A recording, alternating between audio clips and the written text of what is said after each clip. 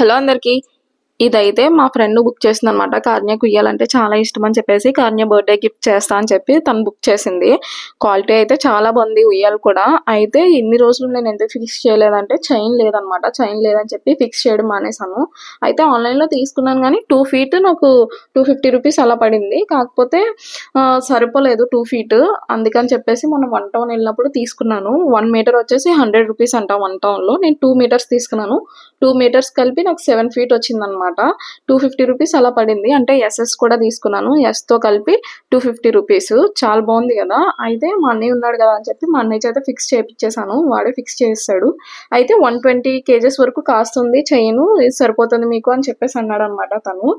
ఈ ఉయ్యాలు కూడా 120 కేజెస్ అన్నారు కానీ డౌటే. 120 కేజెస్ అయితే కాయదు. అంటే సాగిపోద్ది అనిపిస్తుంది. ఒక 10 ఇయర్స్ పిల్లల వరకు అయితే పర్వాలేదు అనిపించింది అనమాట. క్వాలిటీ కూడా చాలా బాగుంది. అదిగో ఫస్ట్ అయితే మా అన్నయ్య ట్రై చేశాను కదా. మా అన్నయ్య తర్వాత కార్నియన్ కూడా ట్రై చేశాను. చాలా